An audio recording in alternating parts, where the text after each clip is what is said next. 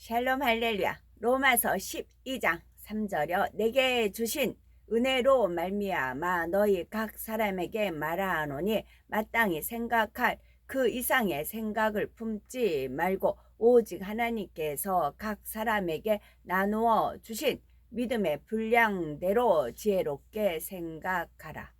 아멘. 성령 받고 구원받은 믿음의 1단계와 말씀대로 행하려고 노력하는 믿음의 2단계를 거쳐 계속적으로 노력하며 하나님의 말씀을 지켜 행할 수 있는 믿음의 3단계에 이르게 됩니다. 이렇게 말씀대로 행하는 사람이 마음에 있는 죄성 자체도 벗어버리게 되면 믿음의 4단계에 들어서게 되는데 4단계에 이르면 하나님께서 너무나 바라시는 영의 사람으로 입문하게 되는 것입니다. 하나님께서 바라신다고요. 우리가 영의 사람 되기를. 하나님께서 너무나 바라시는 영의 사람으로 입문하게 되는 것입니다.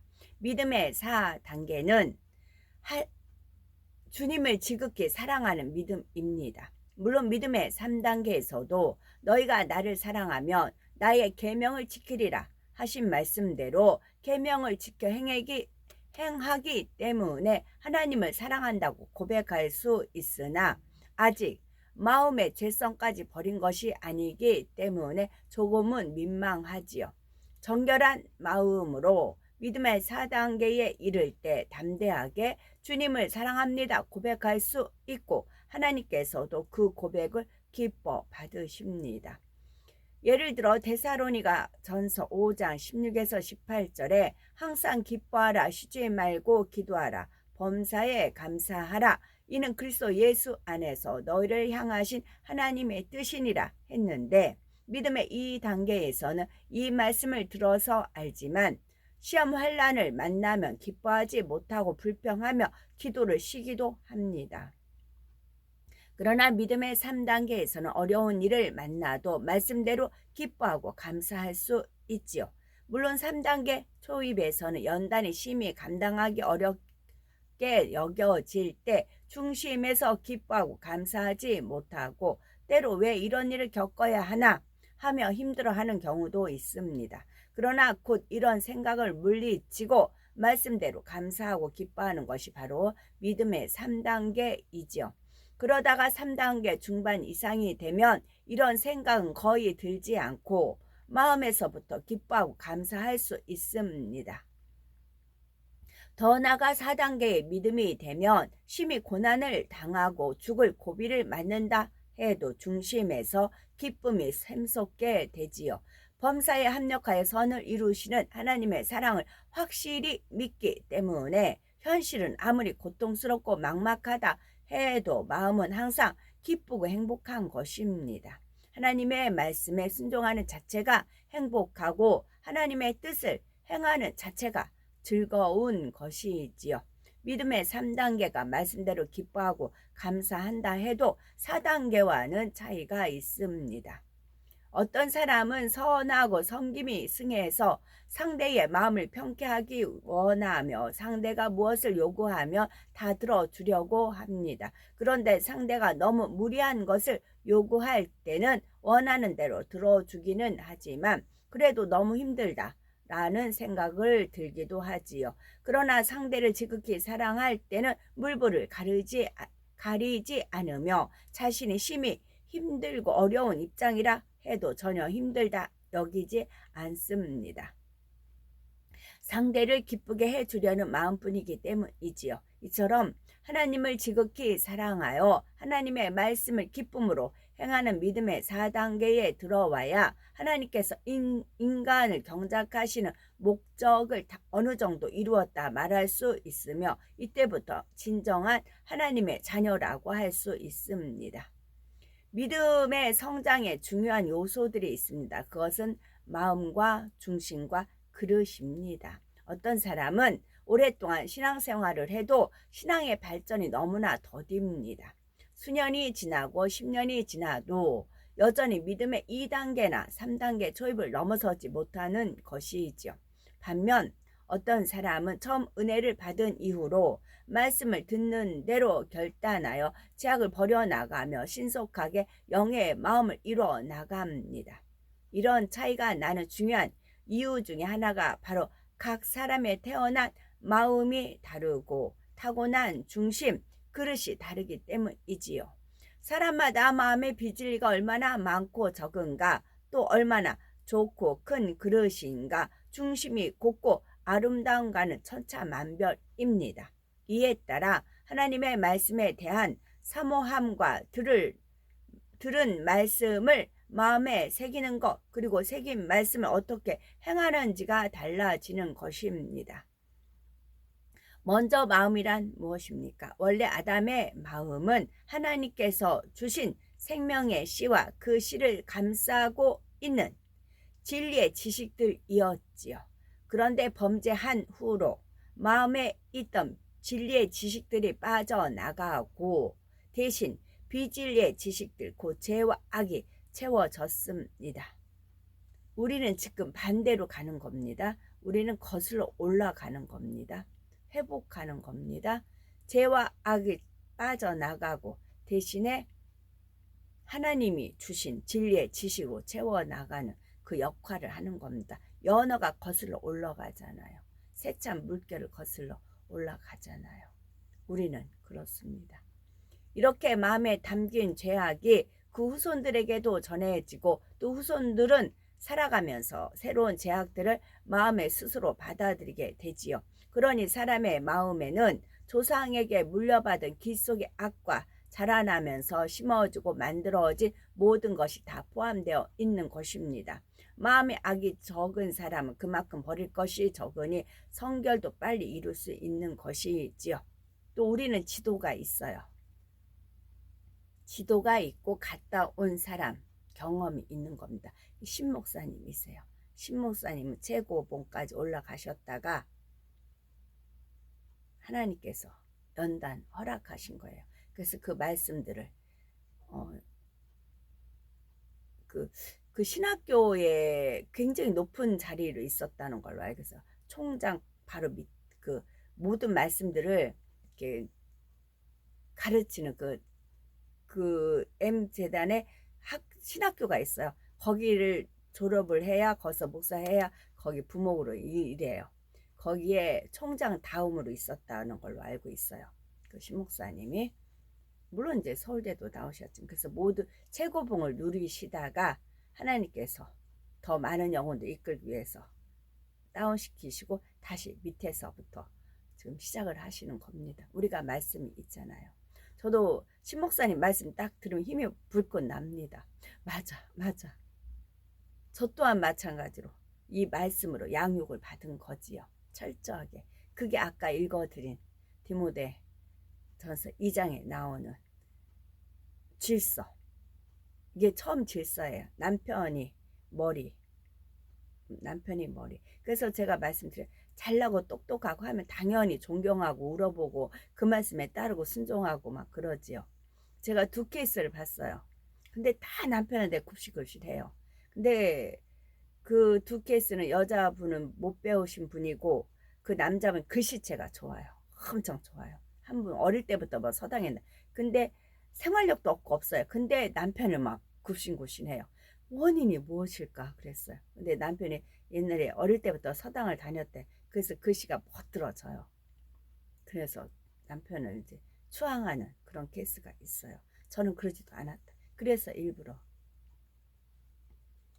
그렇게 하나님이 섭리하셨죠. 그래도 섬기는가, 그래도 머리로 받드는가. 처음에 그렇게 못했죠. 저도. 근데 연단 지렁이같이 밟히는 그 연단을 해서 하와까지 가서 왜 원인이 거기 있는가를 알았지요.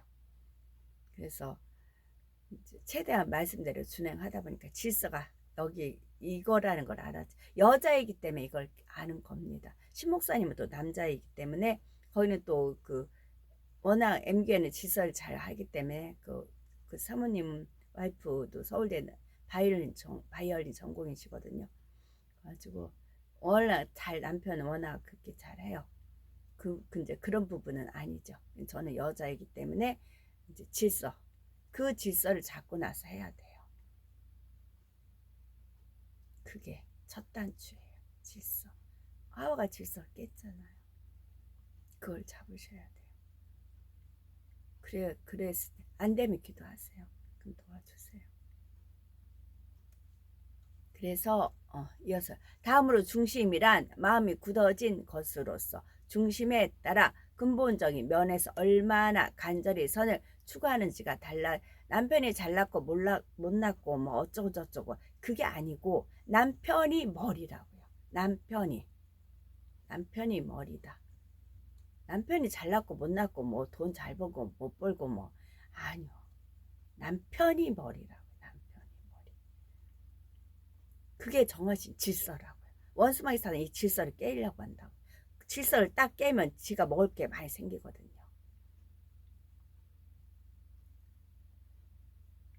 왜냐하면 천국은 질서예요. 질서. 질서를 어긴 게 원수막이 사단 루시퍼고 지가 질서를 어기었었거든요. 그래서 그걸 알아요. 그래서 여자들 사주하기가 아주 좋거든요.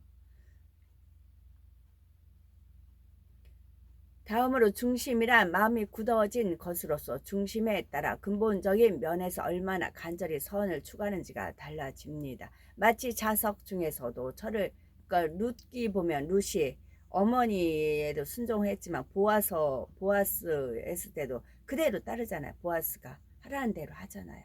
그대로 했잖아요. 그래서 예수님이 그렇게 된 거죠.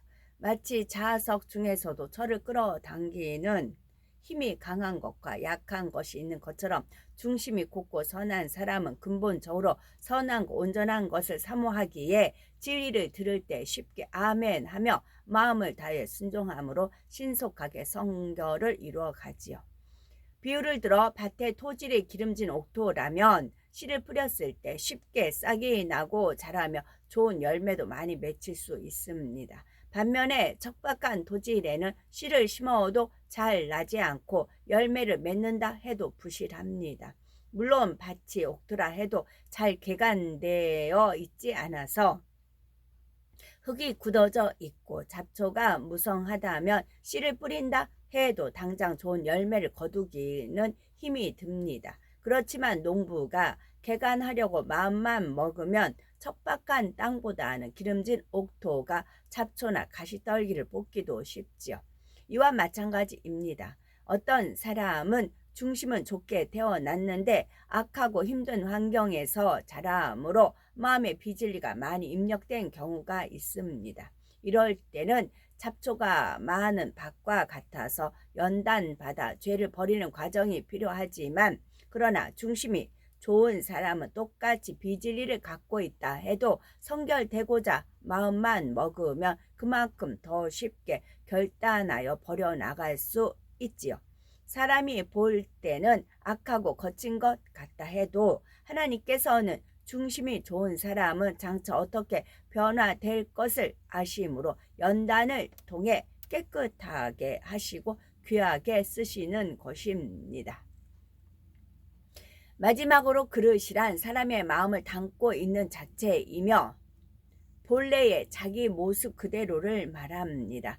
그릇의 재질이 무엇인가, 곧 금그릇인가 은그릇인가 혹은 질그릇인가는 중심에 긴밀하게 연관되어 있다면 그릇의 크기는 얼마나 진리에 속한 것들을 그 안에 많이 담을 수 있는가와 상관이 있죠.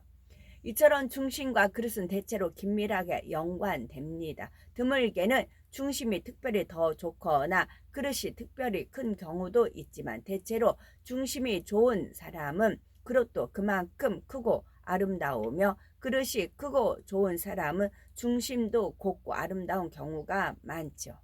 그릇이 크면 마음씀이 그만큼 넉넉하므로 한 가지 진리를 들었을 때 더 많은 분야에서 온전히 진리로 행할 수가 있습니다. 하나를 들으면 열을 안다는 말처럼 하나님의 말씀을 들을 때 문자적으로만 제한하여 듣는 것이 아니라 근본적으로 그 안에 담긴 하나님의 마음까지 이해하여 순종하고자 하기 때문이지요. 그릇이 크고 좋은 사람은 하나님의 말씀을 들을 때 그 의미를 마음으로 받을 수 있습니다. 이런 사람은 말씀을 그대로 마음에 일궈서 믿음이 쑥쑥 성장하지요. 그러나 하나님의 말씀을 마음으로 받지 않고 자신의 틀과 의에 맞는 말씀만 받아들이면 믿음의 성장이 더딜 수밖에 없습니다. 말씀을 많이 듣고 배웠다고 해도 오히려 그로 인해 마음이 높아지며 자기 의와 자기 틀이 더 단단해져 버리기도 하지요. 예를 들면 남을 나보다 낮게 여기라, 낮아주고 섬기라, 이런 하나님의 말씀을 머리로 받는 사람은 여러 가지 생각을 동원하게 됩니다. 여전히 마음에는 자신이 더 잘난 것 같고 상대의 부족함이 보이지만 섬기라는 말씀을 들었으니 어떻게 하면 될 것인가 계산을 하게 되지요. 자신의 마음 안에 교만은 그대로 두고 표면적으로 상대를 섬겼다고 말할 수 있도록 겉으로만 행할 것을 찾게 되는 것입니다. 이 정도까지만 해주면 섬긴다 할 수 있을까? 그렇게까지 섬겨줄 필요는 없지 않을까? 이처럼 번번이 계산하고 생각해야 하니 얼마나 번거로운 일이겠습니까? 이렇게 해서 자기 입장에서는 열심히 섬겼다 해도 그 마음 자체가 낮아져서 섬긴 것이 아니기 때문에 섬김받는 편에서도 상대의 진심이 느껴지지 않으며 불편할 수도 있는 것입니다.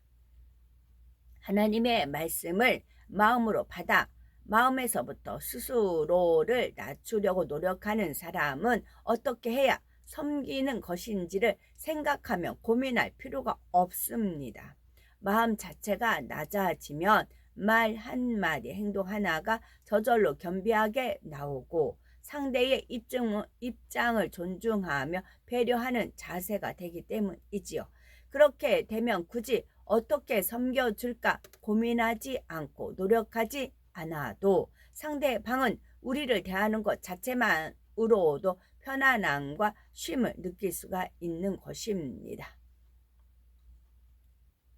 중심과 그릇에 대해 이해하기 쉽도록 일상적인 비유를 들면요. 부모님이 자녀에게 방이 더러우니 청소를 해라, 물건을 아무데나 두지 말고 제 자리에 놓아라 말씀하면 어떤 자녀는 자신이 더럽힌 것이 아니라며 순종하지 않는 것을 봅니다.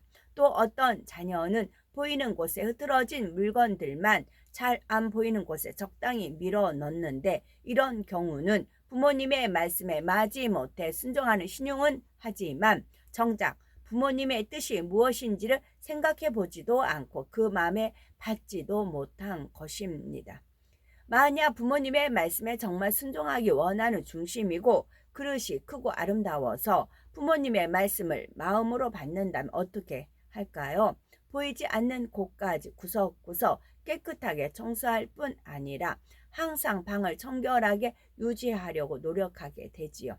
청소해라 하는 말씀의 내면에는 안 보이는 부분까지 깨끗하게 하기를 원하시며 항상 깨끗하게 하라는 의도를 깨닫고 그 뜻을 마음으로 받아 순종하는 것입니다.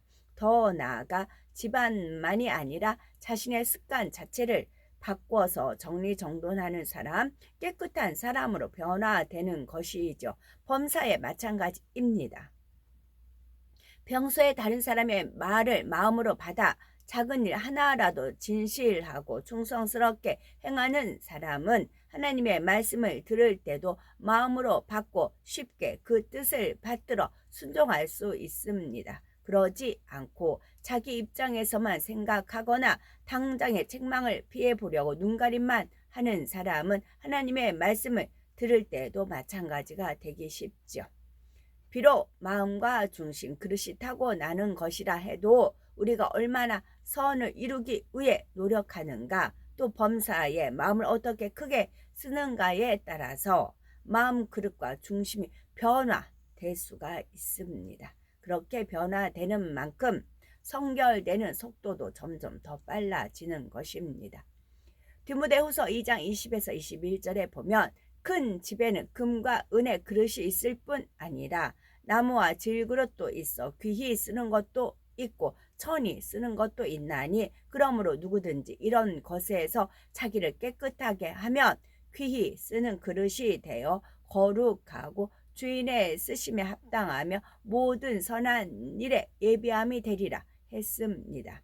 금그릇이든 은그릇이든 그릇이 크고 작든 중요한 것은 자신의 마음 그릇을 깨끗하게 만드는 것입니다. 마음의 선을 쌓아가며 부지런히 죄악을 벗어버리면 버릴수록 좋은 중심과 큰 그릇으로 변화될 수 있는 것입니다. 그러므로 하나님의 말씀을 더 간절히 사모하며 그 안에 담긴 하나님의 뜻을 온전히 깨닫고자 노력해 나가야 되겠고, 그럴 때 하나님께서 은혜와 능력을 주시고 성령께서 도와주십니다. 이처럼 도우시는 성령의 능력 안에서 날마다 더 좋은 중심으로 더 귀하고 아름다운 그릇으로 신속히 변화되어가는 우리가 되어야 되겠습니다. 여기서 아까 집안 뭐 방이 더러우니 청소해라, 물건 아무데나 두지 말고 제자리에 놓아라, 이제 요 부분이 제가 남의 집 입주 가서 도우미 할 때 음식을 만들 때 소금에 따라서 그 음식 맛이 틀려지거든요. 그냥 소금 뭐 보통 뭐 꽃수건 쓰고 그러잖아요. 근데 저는 닉닉해서 그런 건 안 쓰고 집에 이렇게 쉬는 날 주말에 오잖아요. 그럼 이제 저 천일염 소금 가마니로 사놓는다고 했잖아요. 20kg 뭐 그렇게 하면 소금에 이제 씻어요. 그러니까 김치 담을 때는 소금을 갖다가 씻어야 2번 정도 씻어요. 그러면 소금물이 나오죠. 그 소금물 나온 걸로 김치 담을 때 쓰고, 그 소금은 이제 볶아요. 이제 볶아가지고 그걸 이제 갈아요. 그걸 갖고 가요. 제가 일하는 집에 제가 갖고 가요. 그거 이제 다 쓰면 다시 또 집에 와서 쉬는 날 다시 또 그 소금을 만들어서 볶아서 집에서 갈아서 또 갖고 그걸로 음식을 했어요. 제가. 왜? 음식 맛이 틀리거든요. 음식 맛이 틀려서 제가 음식을 해서 이제 드렸는데 그분들이 맛있다고 맛나게 먹으면 좋잖아요. 그러면 하는 입장도 그렇고 먹는 사람도 그렇잖아요. 근데 제가 그런 걸 보면 뭐 때문에 그런 짓 하냐고 그러죠. 그냥 월급 받으면 되지 않느냐 그러죠. 근데 아니요. 저는 내 집 일같이 내 가족같이, 그래서 지금 아무 후회가 없어요. 내 있는 최선을 다해서 일을 했기 때문에 후회가 없어요. 뒤돌아봐도 저는 후회가 없어요. 최선을 다해서 일했기 때문에. 그래서 지금 아까 제가 다니엘서 12장 13절 아까 읽어드린 말씀 있죠. 이게 주님께서 하나님께서 주신 건데, 너는 가서 마지막을 기다리라. 다니엘 12장 13절이에요. 이는 네가 평안히 쉬다가 끝날에는 네 몫을 누릴. 평안히 쉬다가, 저는 이제 평안히 쉬는 것이 그냥 누워서 평안히 쉬는 거 그것도 무료하잖아요. 그래서 마지막을 기다리는데 이것도 그래서 최선을 다해서 하루하루를 열심히 살았을 때 뒤돌아봤을 때 후회가 없다 할 정도로 살아야 되겠다 싶은 마음을 가진답니다. 아멘.